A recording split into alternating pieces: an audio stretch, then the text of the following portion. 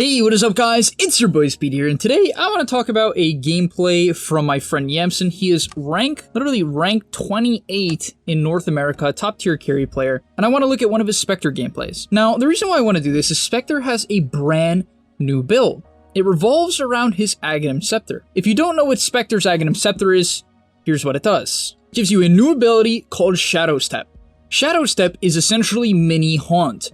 It's Haunt, but it's single targeted. That is literally all it is. It also, to be fair, casts a spectral dagger on the target, which is important to know because it, plays a small part into why you take the spectral dagger talent at level 15. Nonetheless, the reason why this is good is it essentially allows Spectre to play more like a nature's prophet. In the past, Spectre would have this major issue where if Haunt was down, your team essentially couldn't fight because Spectre just couldn't get onto the targets that he wants. Spectre needs to jump specific targets in the fight a lot of the time, and when Haunt was down, he simply can't do that as the hero's not that fast.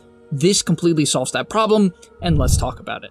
By the way, guys, if you want to become absolutely broken, well, what you need to do is sign up to the GameLeap website down below right now. The reason why you should do that is because every single day we post a new video there.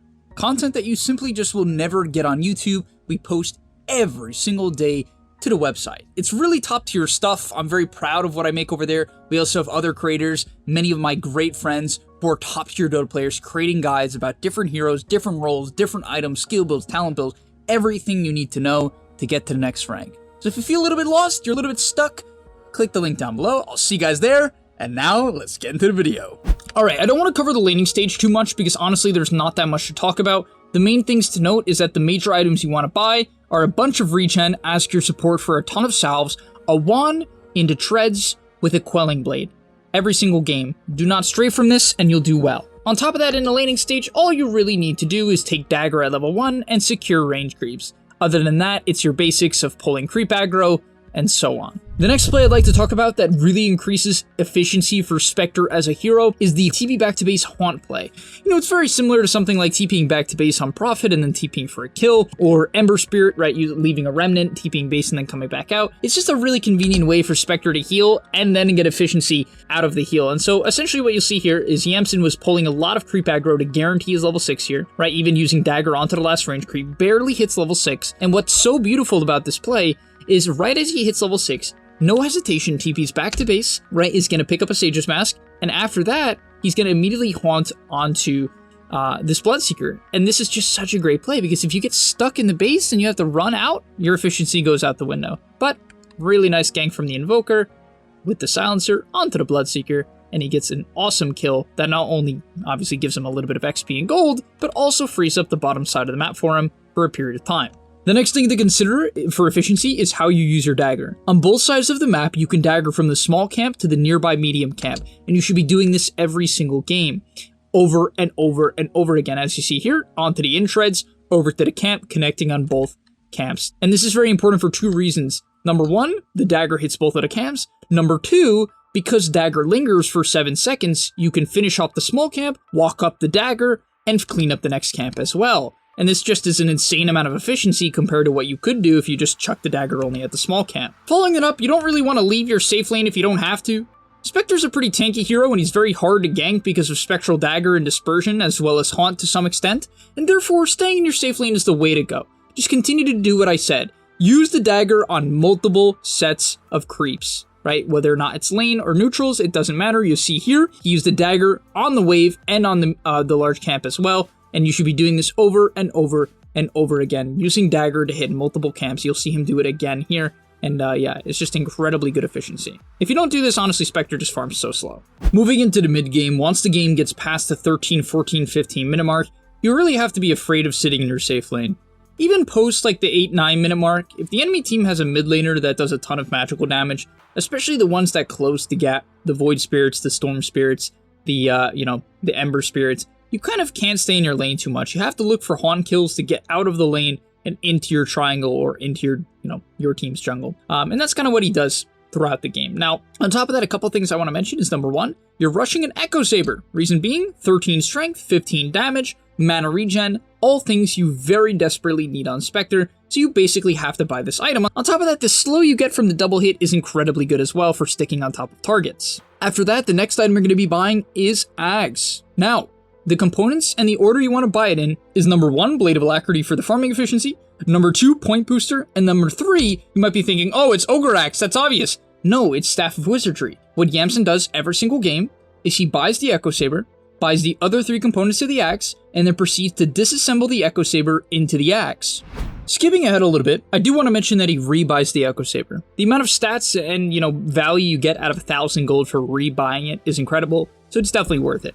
After that, you're going to go Manta. After that, you're going to go Scotty. Now, let's talk about the axe. So, there's a couple of uses for the axe, but I want to talk about the niche uses that most people would kind of just overlook in their games. The first major use to consider is basically using it to actually farm. Now, this might sound a little bit weird. It's like, Speed, surely you just use it to pick people off, right? Well, it's only a 30-second cooldown, right? It's literally a 30-second cooldown. That's stupid low. That's stupid low, right? And therefore, as you'll see in this clip here that we're about to watch, Yamson is just walking towards the middle of the map, okay? He sees this line bottom. He's pinging for his team to set up. And he's going to use the Shadow Step onto the Bloodseeker here, right? So it goes on him. You can see a lot of damage. Because the Shadow Step casts a dagger, if it casts a dagger and you cast a dagger, it does about 500 damage with your level 15 talent immediately to the enemy opponent. A very substantial amount of damage. And now this clip obviously was in the original intent of killing off this Bloodseeker, but it has a lot of benefits that you might not realize. Number 1, it kicks the Bloodseeker out of the bottom side of the map, and it actually just lets him farm the bottom wave, which is kind of what Spectre would want to do here anyway if he had the opportunity. And so there's a lot of value of doing that in your pubs. Do not be afraid, even if you think you can't immediately kill the person and you're only going to do like half or 2/3 of their health, still go on them, kick them out of the lane, farm up the wave, and it's a really nice play. This next clip is going to really show off the power of the Ags. The low cooldown is really what makes this broken. It is. It's the cooldown. If this was a 60-second cooldown, I honestly don't think this axe would be very good. I don't think you could revolve a build around it. But as we'll see in this clip here, the 30 seconds is what makes all the difference. And so, fight breaks out, okay? His Invoker gets caught on the bottom side of the map. Shadow steps onto the Lion. Literally, Lion just disappears. Like, Lion insta-dies. In most fights, this is how you kind of want to start them. Like, assuming it's like a multi-man skirmish, a team fight. You just want to explode some position 5. Literally, you remove them from the game. And so he removes the Lion from the game, proceeds to go on this Leshrac. Does a ton of damage to the Leshrac with the help of the Manta and the W, right? A stupid amount of damage. Unfortunately, Morphling shifts over, and he doesn't have very much mana or teammates, so he has to TP out. Now, you might assume that this is the end of the clip, but this is why the Axe is so broken. By the time he gets back to base and heals up a little bit, it's only 13 seconds until his next Shadow Step. And you can even see he pinged it there. If you're paying attention to his mouse, he pinged it. He's telling my team, okay, guys, I have Shadow Step up again soon. We can potentially look for a play. And that's exactly what happens. Beastmaster sets up a Hawk on the bottom side jungle, and you can imagine what ends up happening. Just with a little bit of help from the Beastmaster and his boars, Yamson and the Beastmaster can get an easy pickoff onto the line. And look here, boom, instantly dead. On top of that, if you're lucky enough to get a Mindbreaker, this build becomes even more stupid, as supports like Lion, who could typically Hex or Mana Drain your Illusion, or even just stun you to get you off of them, can't do that anymore. So this item is really, really busted on Spectre if you can get it with this build. You're basically a Nature's Prophet at that point. And yeah, all of a sudden the whole map is just kind of collapses. They pick off this Lion, right? And you can imagine that can snowball even further in just a moment. And that's exactly what happens. It's really awesome, right? So after they kill off this Lion, he's going to go back to his basic farming. This is a big tip, honestly. Guys, if you're playing Spectre and you don't instantly go farm after every single fight, you're going to fall behind. You don't flash farm, okay? Get a kill, go back to farming. Do not look for like a rampage every single time you get a pick off. You'll fall behind. It won't be good. But as you can see, he backs off. And usually for a pick off like that, you're committing Haunt, and then for the next 2 minutes, you're AFK. Obviously, that is not the case with this build. They find a beautiful jump onto the Pango. Tusk just gets obliterated by units, and Bloodseeker stands no chance as well. This build just shows so much prowess in these situations where usually Spectre would be the liability to his team for 2 minutes. Instead, he's actually quite the asset. Another big advantage of this build is the fact that Manta-style Spectre is just stupid good at roshing. On top of that, I didn't mention the talents. At level 10, you get a 5 Spectral Dagger cooldown talent, which was recently changed for Spectre. It's really, really good for farming. Spectral Dagger damage talent, in combination with your level 10 talent, and your Aghanim Scepter casting dagger when you haunt on someone, is really good as well. At level 20, you might be like, oh, maybe I should take the slow bonus.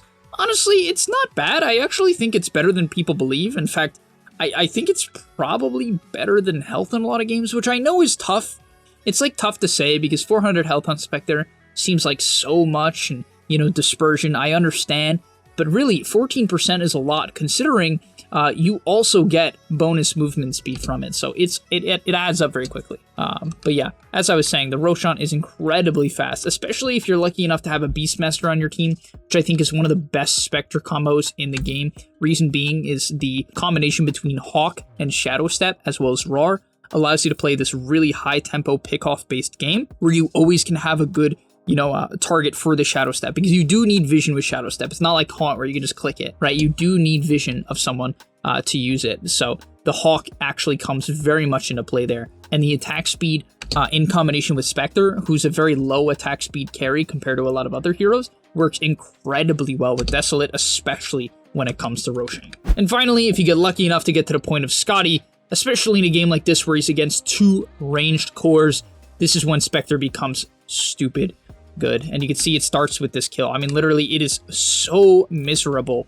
It is so miserable to play support against this Spectre build, because typically Spectre would have to wait for his team to get in position before haunting. He'd have to be weary if wasting haunt for a support kill was a bad thing. Now it's just like, yep, okay, hi Lion, insta-dead. Oh man, yeah.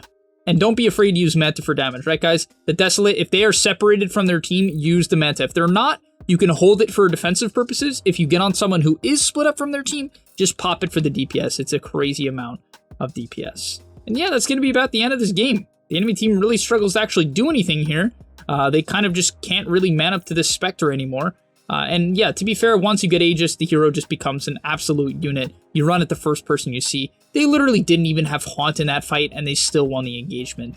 And yeah, Haunt. We're talking about Haunt, guy. He didn't use Haunt, which is like the best teamfight ability in Dota. And we'll end off this video by looking at one more of the comical clips where the, double Haunt plus Shadow Step mobility comes into play. He goes back to base. We talked about the Beastmaster combo and how good it is. It is very useful to communicate to your Beastmaster that, hey, you have your spells. Don't expect them to set up. This is like I think this is a rank like 200 something, rank 200 player. Don't expect them to know, right? Just tell them what to do, guys. Tell them what to do. And that's exactly what we see. They go in. He did actually pop Haunt for this kill, but what's really nice about Haunt as well, if you use it first, is it gives you vision of everyone. And so here, the Haunt is giving vision of the Leshrac, and so he's able to go on to the Leshrac next, throws out the dagger, gets the Echo Saber proc with the Scotty, and all of a sudden, the Leshrac is just dead. But that's going to be all for today's video. Hopefully you guys are inspired to pick Spectre. Remember, stay in your safe lane, farm a lot. I know this build might seem like you're constantly fighting, but really until you get the Ags, you're basically only farming except for the occasional pick-off. So don't be afraid to play the dead lane because you're tanky and hard to kill. Farm it up, use the dagger on multiple camps. Hopefully you'll win your games. Thanks for watching, guys. I'll see you in the next one, and I'm out. Peace. And that's all, but remember, before you leave, before you tune out, subscribe to the GameLeap website where we are going to help you get to the next rank. If you're stuck, click the link down below, and I'm out. Peace.